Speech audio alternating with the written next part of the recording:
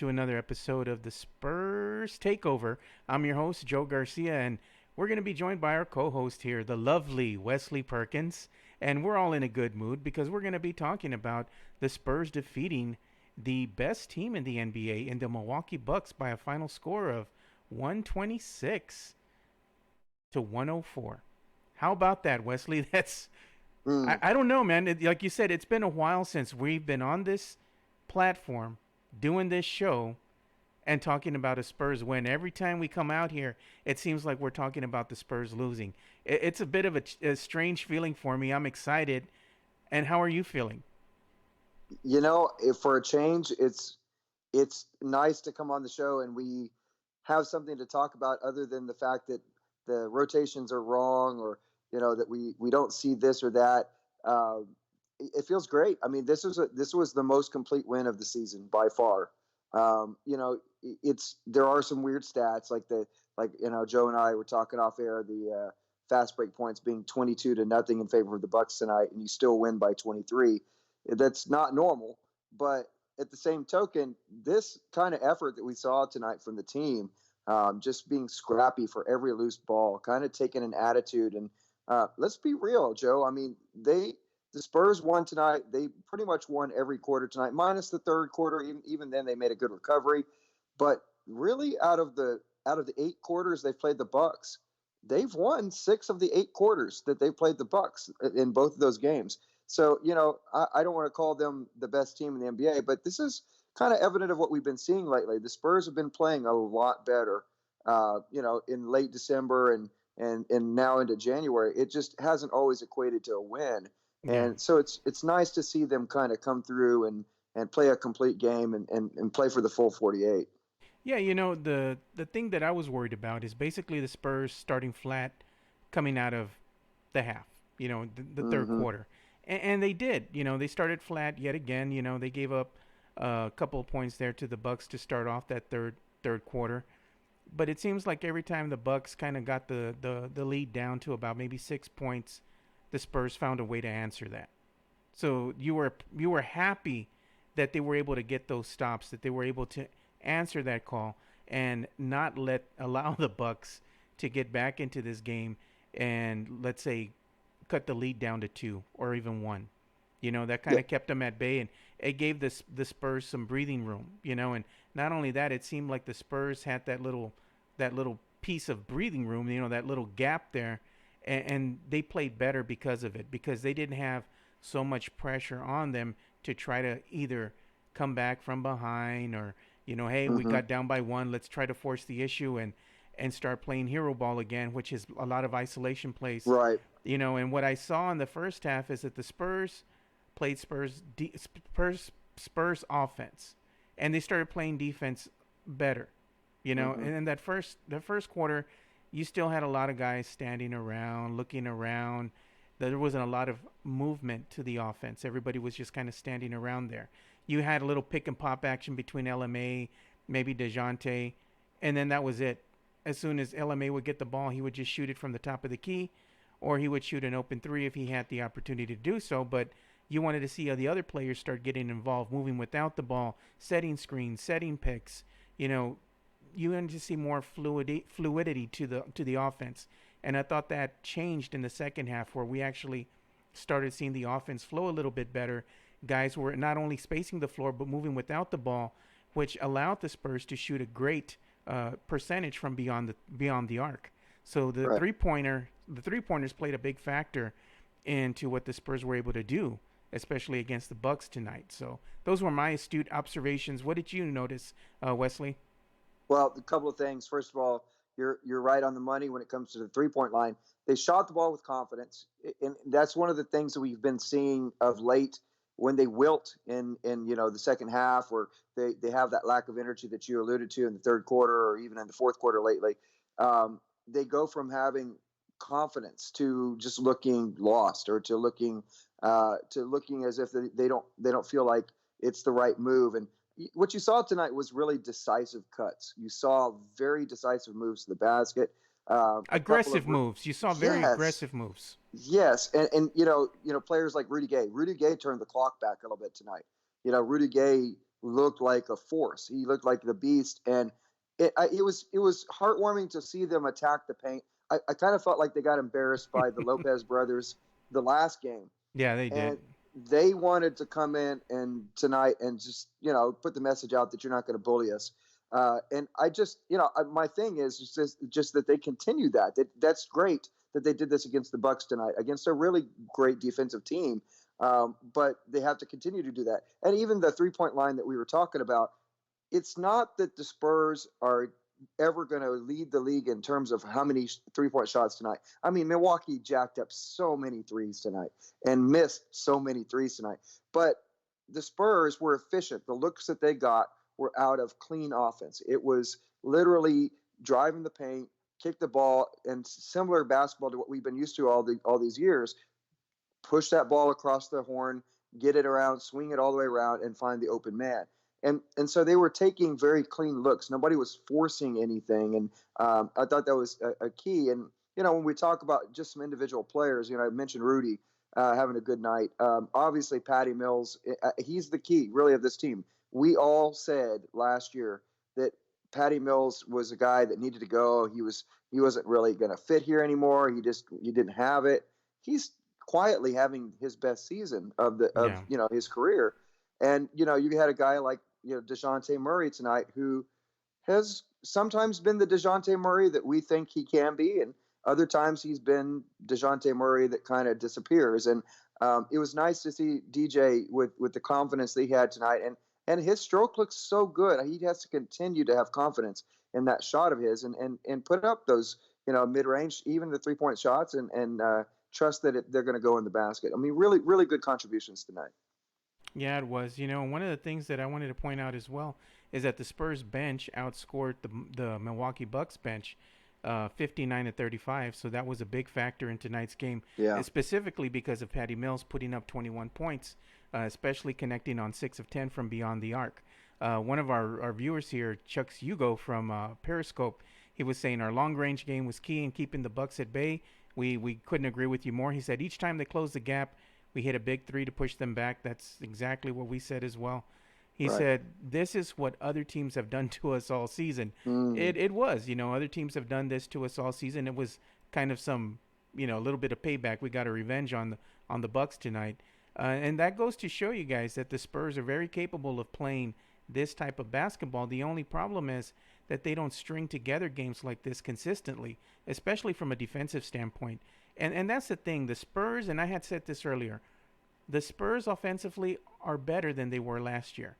The only thing that bothers me is that this is in fact the same roster almost, minus the Davis Bertans. You do have DeJounte Murray, a healthy DeJounte, but for some unforeseen reason, this team was worse off this season than they were last season defensively. It looks like right now maybe this could be a turning point in the season for them to actually say we are capable of playing defense a lot better than we were in the past. Now, if they go ahead and make defense a priority, this team could easily move up in the standings, and there's still a lot of time where they could actually really be chasing that sixth seed. They should Yeah. they don't have to settle or be playing just for that eighth seed. If they can play defense like this consistently night in and night out, they give themselves opportunities to win the games, to win any game actually, because they are competitive and they turn defense into offense. So Right. I want to see them be able to keep moving forward with this win over the Milwaukee Bucks. But that has yet to be seen, Wesley, because we all know that they have another game coming up. But are they going to remain consistent defensively? And that's been the big question all season. What are your thoughts on that? Well, I mean, again, you're on point when it comes to the defensive side of the ball. It has been frustrating to watch them, at times just be in wrong positions, or and even tonight there was a couple of moments there. Pop called a timeout to just chew into DJ during one possession where Antetokounmpo just, I mean, basically got a free layup.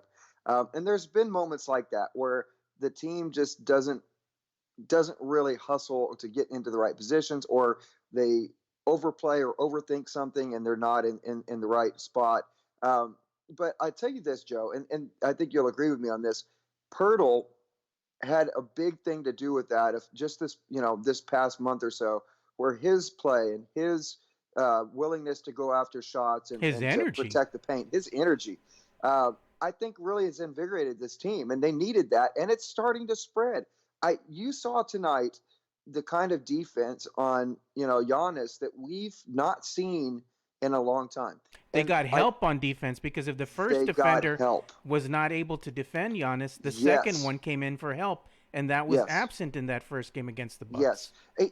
they closed the lane down, and that's why Pop called that timeout. Is because they had done such a good job. As soon as Giannis caught the ball, quickly he took a dribble, and there would be another guy there. They would set a wall That and helped force them to defense. shoot. Absolutely, and when the Bucks were pushing that ball across the 3 point line, you had guys flying out to those shooters. That kind of effort and energy. You're right, Joe. If they can produce that night in and night out, they're not always going to win every game. But let's be honest. It's not going to make up for the fact that as defenders, guys like Bryn Forbes and Patty Mills, they're undersized defenders, and you're going to get nights where they're going to get burned because of some of that. And just in terms of matchups. But if you give that effort night in and night out, there's no reason to believe. We've said it. I know our good friend Chris Duell has said it. This is the same roster that won 48 games last year. There's no reason why they can't have that same kind of success. I will tell you this, Joe, and this goes back to what we were just discussing. It is pretty nice to look at things and realize that this team, coming in tonight, 15 and 20 coming into tonight, they easily could have mailed this in a long time ago. This team, these players easily could have hung their head and just said, hey, you know what, we're just done. And a lesser team, a lesser coach, and keep that in mind, folks. I know sometimes we get frustrated, we all do, but this team and this coach have a lot of heart. And No. to see what they're doing on a nightly basis, even the nights where it's not going so well for them, we're starting to see a competitive fire and some defense that we haven't seen in a while. After this game, and I want to point out one thing. After this game coming up, when the Spurs are going to face the Celtics on Wednesday, you have 2 games. Well, yeah, literally it's 3 games total after that Celtics game, which is going to be the Grizzlies, the Raptors, and the Heat. The Heat, once they play the Heat, I believe it's Wednesday. That's actually the halfway mark of the season. That's the Mm-hmm. halfway point of the season. And we have to see where the Spurs are really going to be at that juncture.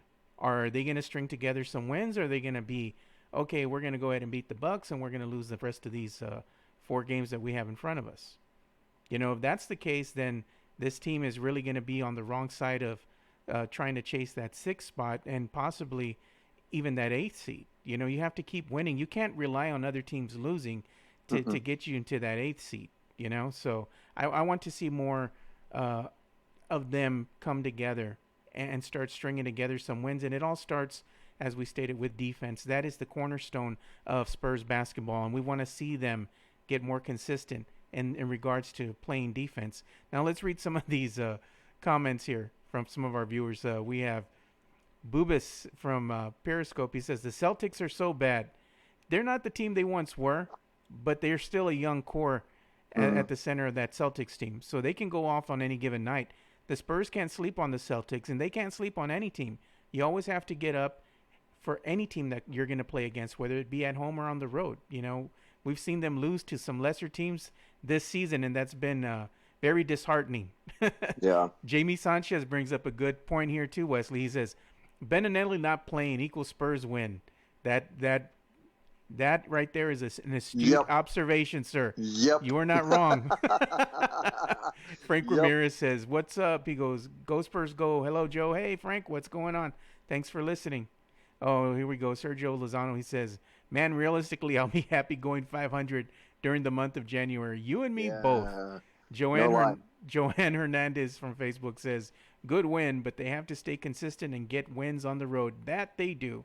And speaking of wins on the road, we do have the Rodeo Road Trip coming up in February. So they have to Mm-hmm. finish the month of January off strong. If they can go 500 in the month of January, to me, that's a good win. It'll give you some momentum going into that Rodeo Road Trip. The Rodeo Road Trip is going to be so pivotal this season for the San Antonio Spurs because of the way they started the season. To me, I think the rodeo road trip, Wesley, is going to be either the make or break point for the Spurs for the rest of the season. That's going to dictate really where this team is going to wind up falling in the standings. 100%. And Joe, it really is. I'm going to put it even one further. If there's still about 4 or 5 games out of 500 going into that rodeo road trip, they're in trouble Yeah, because that road trip. I know you've seen the schedule. It is brutal. it is. They have brutal games. They're going to have They play a to lot of own good up. teams. A lot A of good lot of teams. good teams. There's hardly any what we consider lesser teams on that schedule for them to take advantage of, Most of the and teams that's have a better record than the San Antonio yes they Spurs. do, yes they do, and it goes back to the same thing. You're right. If you don't take care of business, and the Spurs have the hardest schedule in January of any team in the NBA. So if somebody had said right there on the stream, if if they go 500, that they'll be lucky. Well, the problem is they really can't. They can't afford it. They're going to have to go and start getting games like Boston. They're going to have to start getting games like that, and even take the teams that have beaten them on the road that they face that we consider lesser teams. And let's be honest. I mean, we say that lesser teams, but the Spurs are right now kind of considered a lesser team by many, and so you have to really see this. If this team is going to be the team that won 48 games from a year ago, that roster comes up and is able to play consistent ball and go on a run like they did at the end of the year last year. If they can do that now and get back into the hunt and get themselves righted to where that rodeo road trip is, something that, right, like you said, it may make or break them. But if they have a fall or two or a stumble, it doesn't derail them completely. My fear is if they don't get back to at least a couple of games below 500 or at 500 before they go into that road trip, they might already be sunk before it starts. Yeah, one of the things that I want to point out to is this lineup, man. It's to me, it's just the most frustrating part of being a Spurs fan this season. When you see the name Bryn Forbes Mm. starting, and then I even put out a play, just an observation, quick play. One of the first plays of the game, you saw Bryn Forbes and his Yes. trash defense. And it's not him coming out to guard somebody that's shooting a 25-foot 3-point shot. I'm not saying he missed that assignment. The assignment that he misses is once his man gets free and shoots that three. Who has been guarding? If you look back on my Twitter post and you Yes. see who he's guarding, he's in no man's land. He's not even near anybody. Okay, you lost a guy. He's out there in the perimeter. He's going to shoot an open three. If that guy misses and that rebound's going to come out, who are you guarding? Who are you trying to box out so they won't be able to get that rebound and give the opposing team another chance to hit either an open jump shot or an open three again? And that's the problem, is that he's always out of position defensively. Another thing that really gets to me is the Spurs defensively. And what I mean by that is they play a zone. Most of the time they get by playing a zone. And what they're doing is they're always clogging the lane. They want to win the battle of the boards. They want to win the offensive battle, the rebounding battle. They want to keep teams to just shooting the ball one and done, and the Spurs get the rebound and they can go the other way and set up their offense. But in doing so, you're leaving the wing unprotected. That's why Yep. these teams are able to shoot so many threes against the San Antonio Spurs. It's because of that lazy zone defense that they're playing. If they were to actually get that man-to-man defense where you're going to go ahead and have your players, instead of clogging that lane, come out and start playing that wing a little bit, you're going to be able to stop the made threes from the opposing teams and stop letting them go off for 39 threes like the Bucks did against the Spurs tonight. If you Yeah. leave two of your better defenders under the rim or in the paint, such as a Jakob Porter or a LaMarcus Aldridge, who's supposed to be a good defender, that has yet to be seen. But if Mm. you leave them there, they're big guys. They have big bodies. So if somebody gets past your man on the wing and comes up into the paint, you have someone that can put a body on them, and that can keep your interior defense a little bit more honest, because Yes. that's what happens with these teams. They already know that the Spurs are going to run a zone, so what they do is they just camp out there beyond the arc, and they just pass the ball, and whoever's open is going to shoot a three, and the Spurs are just saying, hey, hopefully that guy will miss, because our job is just to get out there and get the rebound. That's the thing that annoys me. That right there is why the team has the record they do. It's because of the way they play defense. It's not the lack that they don't want to. It's what's being called out there on the court that really upsets me, and it's asinine. Yeah, yeah. Well, and funny enough, you talk about Forbes. At the very beginning of the season, all of the talk was Bryn is playing himself into a contract that the Spurs can't afford going forward. You remember that? And it was always like, he started off on such a hot streak and just, was playing lights out. And even though, he certainly has never been known as a defender, there was moments early on in the very opening strains of this season where you saw him making that extra effort. But I'll be honest with you, Joe, and this is something that's really frustrated me about Bryn, is that if something's not going his way, he's beginning to pout about it, and he checks out of it, or you see his face, he gets annoyed by it, and he gives that little scowl that he always does, and he gets lost, and it's the same thing you talked about. He'll give up It's on a his play. mental fortitude. Yes, Mental fortitude. Same problem with 100%. LaMarcus Aldridge. Their mental fortitude, and what I mean by that is they're not mentally tough. These are Right. players where if they're not in rhythm early and they're not knocking down their shots, they get themselves out of sorts, and it's hard for them to get back into the game because they're out of rhythm. Rhythm Right. is everything for them, but from a mental aspect, they have to look for other ways to get themselves back into the game, and we have yet to see them do that consistently throughout the season. So I get what you're saying, Wesley. Yeah, it goes back to the same thing, right? I don't think it matters whether Bryn starts or comes off the bench. He's not going to be the type of player that's going to give you consistency night in, night out. There's going to be nights that he comes in and he's knocking down 6 3-pointers and a half. There's going to be nights that he doesn't hit a single shot and he hasn't provided anything that would be a help on the stat sheet other than the fact that he took up somebody's minutes. And Yeah. I mean, that's just being real. I'm not being ugly. It's just that the point in time where I know Spurs fans for much of the season called for Lonnie to get the minutes. And have you noticed, even the nights that Lonnie is not scoring points? Tonight, he didn't have a big point scoring night. But Lonnie was effective in the game tonight. He He's played played 20 good minutes. defense. And he stayed in front of his man, Joe. He didn't foul. He didn't make a dumb decision. He played aggressive basketball Yeah. tonight. But He Lonnie played Walker's your sexy aggressive. pick out there because Lonnie Walker just looks so good in the open court. Even when he jumps Yeah. up there and he's just going to do a layup, just the way he does the layup, Yeah. he's like he Oh, just yeah. springboards off the ground. Like There he's was on one a play trampoline. there was one play tonight in the fourth quarter that it doesn't even almost bear mentioning, except that there was 3 guys. LaMarcus was one, Lonnie was one, and then there was a Bucks defender, and it may have been Brook Lopez. They all went up for the rebound, and it seemed insignificant, really, for the game.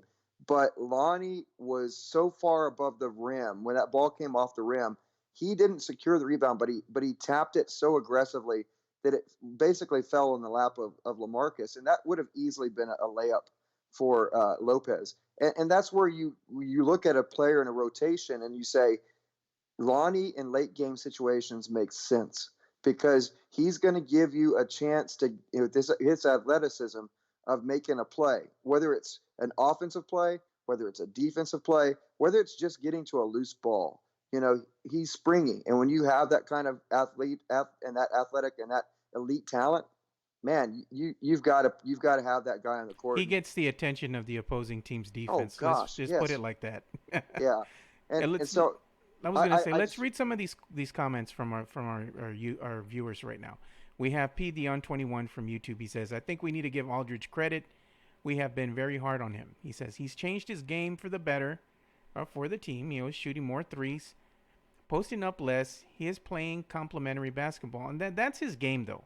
That's where a lot of Spurs fans get upset with LMA and calling him soft, like myself.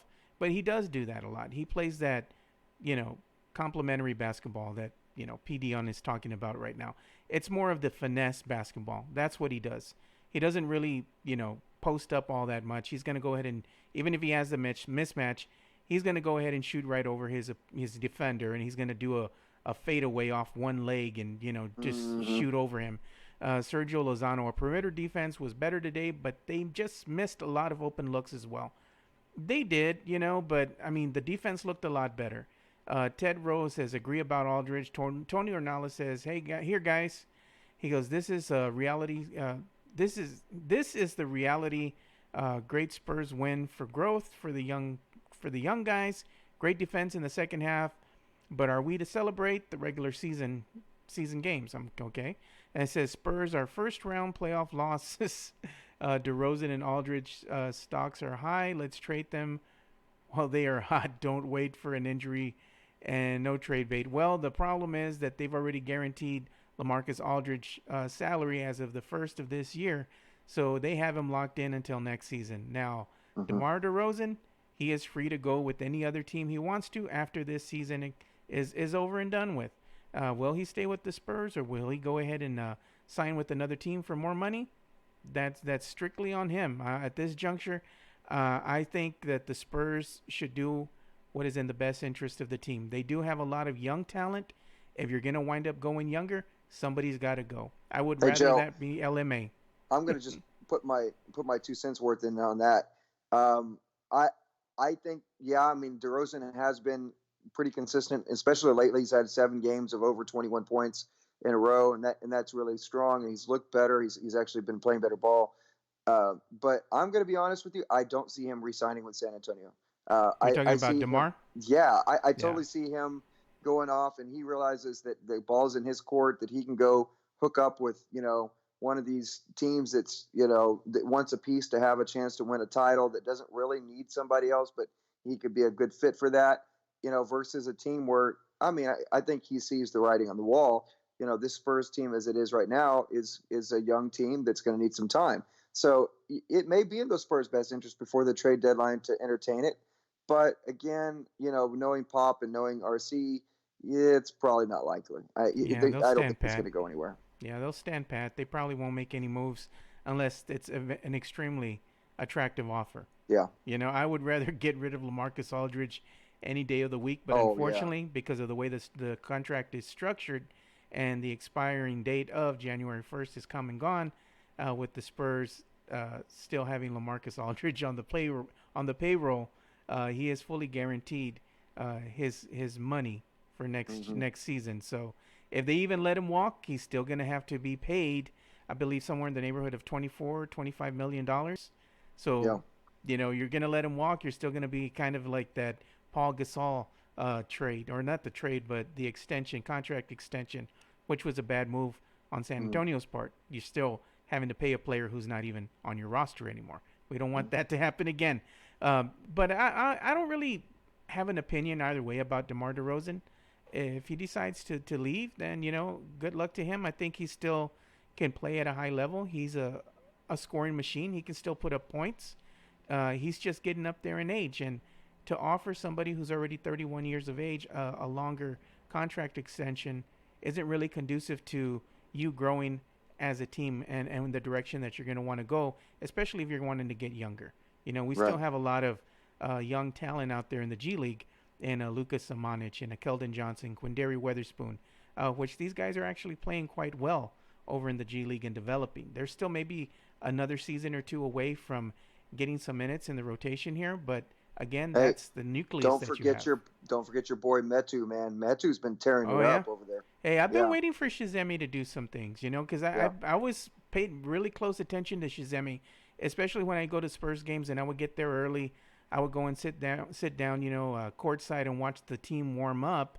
Shizemi was one of these guys that I watched in practice, and I was wanted more for him because Hmm. he would practice well, he would shoot the ball well, he would do things well. His foot movement out there, the way he would move, his footwork, everything that he was doing tells you that this kid can ball. He wants to play, and he's springy. You know, Yeah. he just needs to get the minutes, and I think for whatever reason, he still hasn't fully earned the trust of Coach Pop. Much like Lonnie Walker, Coach Pop is starting to come around to Lonnie. Gave him the start the other night, um, but you still want to see more. You still want to see Lonnie Walker out there more. But I think Coach Pop really wants to see more out of the young man. Wants to see him grow a little bit more in certain aspects of his game. The athleticism part is always going to be there for him since he is young. He just wants to see him grow as far as decision making goes. You know, Yeah. slow down a little bit, get into the offense, let the game come to you. You don't have to force the issue, because when you do, you turn the ball over or you commit stupid fouls. And when he gets into foul Mm-hmm. trouble, he finds himself on the bench, and then we're over here waiting for Baloney, Marco Beninelli, to come in and get those minutes. And I don't want to see Oh that. So I man. think Lonnie has done a lot better as of late, not committing those ticky tack fouls, and which garner him minutes on the bench instead of in the Yeah. game. Let's see what else some of the guys said. They said, "Have you heard the rumors of Kevin Love wanting out? Would you see the Cavs trading for him?" I could see the Cavs trading for him, yes, but would he be a good fit here with the San Antonio Spurs? That's the question. You know, especially Mm, with the type of contract that he has. I don't know if his style of basketball would be conducive to what we have right now. He's kind of like that LMA kind of player that we have already on the team. It would just be trading what we get rid of LMA, or we get rid of DeMar, and we get another LMA. You already don't like LMA for whatever reason. You know, everybody has an opinion about him, including myself. But you either love him or you hate him. You know, and I think that's the type of player that you're going to get with Kevin Love. I would. and Joe, Trey Lyles is Kevin Love. I mean, There you Kevin go. Love 7, 8 years ago, we would have taken in a heartbeat. But when LeBron went there, Kevin Love never recovered to be the player that he once was. He was a standalone stud when he played for Minnesota, but he's not that anymore. Yeah. He's on the wrong side of 30. You're just looking at things as we go forward that, yeah, okay, cool if he's available, but he's a big man that can stretch the floor and shoot a three occasionally, but he also disappears more often than he's in the game Yeah. at various times. So Tony Ornalis says, "I want Aaron Gordon in a first round pick." Well, that ship has sailed already. yeah, not gonna happen. He got hurt, so I don't know if y'all heard, but he got hurt. So he probably came back from his injury already, but still, it is what it is. I like the kid. Don't get me wrong. I just wouldn't want him here in a Spurs uniform. Mm. I think long term that wouldn't be a good decision for the team, because you're going with a win now mentality, and we all see what happens when you forego long term situations where it'll be more productive for you to just stand pat and just develop the talent from within, versus going ahead and trading picks, trading away your future for a win now mentality, much like we're seeing with the Los Angeles Lakers right now. They traded Mm-hmm. away the core of their young players for Anthony Davis. Yes, they have a good record, but if they're not going to the finals and they're not going to win a chip, it's going to be looked upon as a failure. You know, not only by the team, but by everybody else on the outside looking in, because you gave up so much for the win now mentality. Yeah, they're totally the Lakers right now. It's not the measuring stick. It's the Yeah. Lakers in 3 years from now. Yeah. When you see them in 3 years and see what's happening with LeBron, who's not going to get any younger. He's not going to defy father time. It catches up with everybody. And Just you ask Tim again, Duncan. oh yeah, oh yeah. And He then did a watch what good job. happens when Anthony Davis has to play along by himself. Yeah, we saw how that played out Yeah, in and New he's Orleans. injury prone. Speaking of injuries, I wonder if you all saw that Joel Embiid dislocated finger injury. I Oh had posted the man. video on Twitter earlier before the Spurs game. Wow, dude. Yeah. Oh, that gives me the EBGBs just Woo! thinking about that. It was Whew. it was bad just looking at that thing, man. Mm, I played basketball one time, and I remember I dislocated my index finger. It was kind of like mm, bent this way, and I thought I mm. had just jammed it. And I looked down, I was like, oh, and I just popped it back in. But then I had to wear a splint on my finger, Oh. and I had my finger all stiff like that, and it was Mm-hmm. all swollen. I couldn't move it for like what 3 weeks or so. It was horrible, man. But Having a be dislocated honest, finger always hurts. you didn't stop playing, right? I mean, you No, didn't no, I stop. Yeah, didn't okay. stop playing. I See, kept playing. I finished the damn that's what game. I'm talking about. I That's right. finished the damn game. I mean, like, what are you gonna do? You dislocated your finger. I popped it back in. It stopped. The pain stopped. I might as well finish the game. Yep. I mean, it's Yep. not Yep. gonna get any better or worse. So just put some tape on it. Went back in, finished, and then said, I think I'm gonna have to go to the doctor tomorrow, man. And sure enough, they just said, oh yeah, I got dislocated finger there. Just keep it this way. We're gonna put it in a splint Oh. so it won't go crooked on you. It healed up pretty good. I don't have a crooked finger, Wesley. It's pretty straight. That's Let good. me see. You That's good. see, It's a straight finger. Yeah, yep. No Sweco fingers. That's good. Yeah, I don't have that little witch's fingers all crooked and stuff. But either way, man, we're digressing. But we're getting back to the Spurs talk here. Spurs get a much needed win over the Milwaukee Bucks. They played great defense overall. The team played good overall team basketball, both offensively and defensively. We just hope that all the good things that they did tonight transpires into the next game, which is going to be against the Boston Celtics on Wednesday. Hopefully, they use this as a measuring stick, showing that they can, in fact, again, play better when they want to. We just want to see this style of play be more consistent as the season progresses, because it's so important right now in this month of January that they do play good basketball. So that's all I got to say about that, Wesley. Anything you want to say in closing here about the San Antonio Spurs win? I mean, just the same thing. They've got to string games together. We need to see this team go on a winning streak where they can win 5 or 6 or 7 games in a row and start to build that confidence that no matter who the opponent is, that they're going to be able to take that kind of mentality in anybody's building. And that's really why it's I think people are a little cautious tonight to celebrate this. Yeah, it's only the 6th loss for the Bucks, which is really impressive. It really is. But you've got to see a larger sample size of them putting this kind of effort together for sure. Yeah, so on to better things. We've got to look forward to that Boston Celtics game. Hopefully the Spurs will find a way to blow the Boston Celtics away, Yep. And keep this great team defense that they played tonight going. So before we go ahead and end the show tonight, Wesley, where can they reach you on social media? Hook up with me at Wesley Perk on Twitter. It's just my name, Wesley Perkins, on Facebook if you want to check that out too. Twitter wise, it's a fun time of the year because it's college basketball. I love college basketball, especially my Red Raiders. Go Tech. Great things going on with the Cowboys. All you haters out there, you need to stop it. Mike McCarthy was a good choice today, and lots of stuff to discuss there. So look me up, and love to talk some sports with you. Yeah, and you can also find me at Two Shots Podcast, all spelled out, TWOSHOTS Podcast.